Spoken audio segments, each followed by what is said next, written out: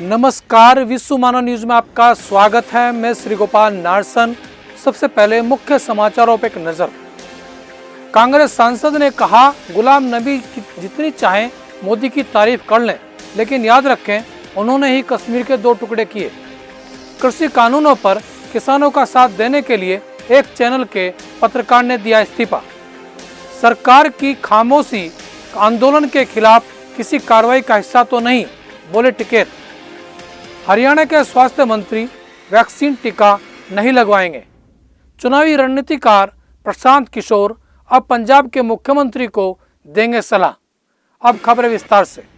कांग्रेस नेता गुलाम नबी आजाद ने प्रधानमंत्री नरेंद्र मोदी की तारीफ की कि वह अपनी जड़ों को नहीं भूले हैं, जिस पर तमिलनाडु की कांग्रेस सांसद ज्योति मनी ने गुलाम नबी को कहा कि वह जितनी चाहें मोदी की तारीफ कर लें, लेकिन याद रखें उन्होंने ही कश्मीर के 2 टुकड़े किए हैं।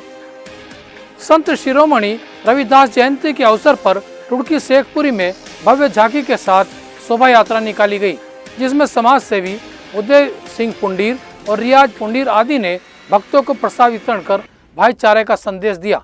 देखिए हमारे संवाददाता निर्मित सिंह नेगी की यह रिपोर्ट।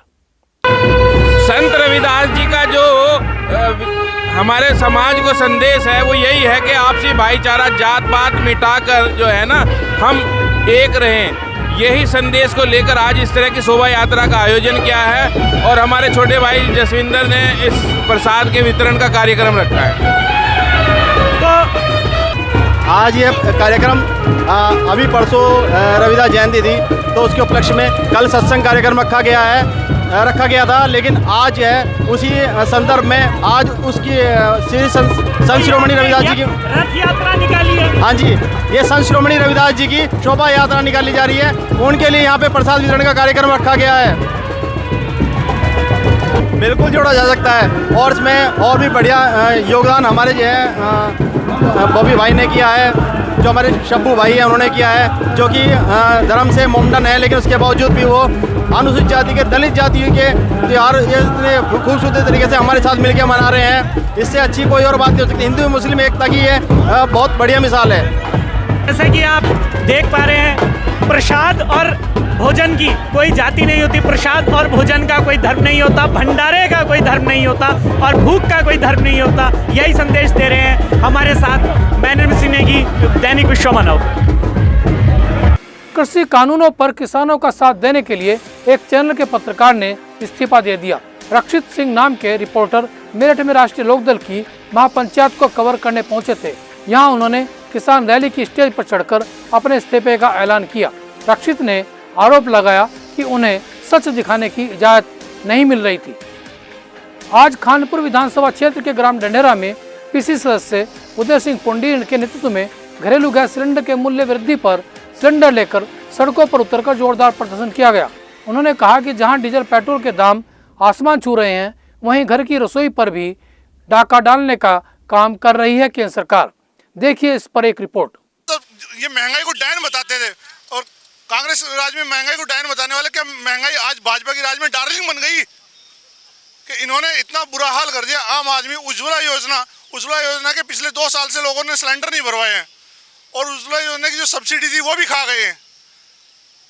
कि आज जो है 25 रुपए और गैस पर बढ़ा दिए हैं। ये एक तो महंगाई जो है सरकार बढ़ाती जा रही है। ये सरकार बड़ी निकम्मी है और किसी की सुन नहीं रही है। इसलिए हमें आज अपने सिलेंडर लेकर उन पर मालाएं डालकर इन्हें तिलांजलि देने के लिए हम सड़कों पर आए हैं। भारतीय किसान यूनियन के नेता राकेश टिकैत ने आरोप लगाया है कि पिछले कुछ दिनों से केंद्र सरकार की खामोशी इशारा कर रही है कि सरकार किसानों के खिलाफ कुछ रूपरेखा तैयार कर रही है। सरकार और किसान यूनियन के बीच बातचीत का दौर थम जाने पर उन्होंने कहा कि फिर से बात करने का प्रस्ताव सरकार को लाना ही होगा। हरियाणा के स्वास्थ्य मंत्री अनिल विज ने कहा कि वह टीका नहीं लगवाएंगे। इसके साथ ही विज ने लोगों से बढ़ चढ़कर टीका लगवाने की अपील भी की। उन्होंने खुद वैक्सीन न लगवाने का कारण एंटीबॉडी 300 होना बताया, जो बहुत ज़्यादा है। उत्तर प्रदेश में अब मजदूरों को सामूहिक विवाह में अपनी बेटी की शादी कराने पर 75,000 रुपये मिलेंगे। 15 मार्च 2021 को होने वाले सामूहिक विवाह के लिए मजदूरों को पंजीकरण कराना होगा। पंजीकृत श्रमिकों के बेटी को 55,000 रुपये की आर्थिक सहायता मिलेगी। इसके अलावा अंतरजातीय विवाह करने पर मजदूर को 65,000 रुपये की आर्थिक सहायता दी जाएगी। यह सुविधा 2 बेटियों के विवाह तक ही दी जाएगी। चुनावी रणनीतिकार प्रशांत किशोर अब पंजाब के मुख्यमंत्री को सलाह देंगे। इस बारे में खुद कैप्टन अमरिंदर सिंह ने ट्वीट कर कहा कि प्रशांत किशोर प्रधान सलाहकार के रूप में उनके साथ जुड़ गए हैं। पंजाब के लोगों की भलाई के लिए हम एक साथ काम करने के लिए तत्पर हैं। उन्होंने कैबिनेट मंत्री का दर्जा उन्हें दिया है। अब खबरें सहारनपुर से। कांग्रेस कार्यकर्ताओं ने बढ़ती महंगाई, सिलेंडर, डीजल व पेट्रोल के दामों में लगातार हो रही बढ़ोतरी के विरोध में मुजफ्फर तोमर के नेतृत्व में विरोध प्रदर्शन किया। उन्होंने कहा कि अगर बढ़े दाम वापस नहीं होते तो कांग्रेस के कार्यकर्ता सड़कों पर उतरकर विरोध आंदोलन करने पर मजबूर होंगे। आज हमारी मासिक बैठक भी थी और उसके साथ साथ हम लोग, हमारे यूथ कांग्रेस का हमारे जिला अध्यक्ष नितिन शर्मा जी, फ्रंटल संगठन के सभी, महिला कांग्रेस, NSUI, यूथ कांग्रेस और किसान कांग्रेस, सभी लोगों ने ये जो बढ़ती हुई गैस सिलेंडर, पेट्रोल, डीजल की जो लगातार मार आम आदमी को केंद्र सरकार दे रही है, उसके खिलाफ हमारा प्रदर्शन था। हम लोग केंद्र सरकार से मांग करते हैं कि आप लोग ये जो लगातार पेट्रोल, डीजल और गैस पर वृद्धि कर रहे हैं, ये कहीं ना कहीं आम आदमी की कमर तोड़ने का आप काम कर रहे हैं। लॉकडाउन से परेशान पिछले 4-5 महीने किसी का कोई कारोबार नहीं चल रहा था, उसके बावजूद आप लोग बजाय उनको राहत देने के लगातार महंगाई को बढ़ा रहे हैं। आम आदमी का जीना दुर्लभ हो गया है। आप लोग कहते थे कि 70 साल में कांग्रेस पार्टी ने ये इस देश को लूटने का काम किया, तो भैया 70 साल में लूटने के बावजूद भी 300 रुपये का सिलेंडर था, आपने 7 साल में उसे 800 रुपये पहुँचा दिया, तो लूटने का काम कौन कर रहा है, ये जनता देख रही है। आप भारतीय जनता पार्टी के पार्षदों ने स्मार्ट सिटी के अंतर्गत हो रही सीवर कार्य के लिए ढिलाई बरतने का आरोप लगाया।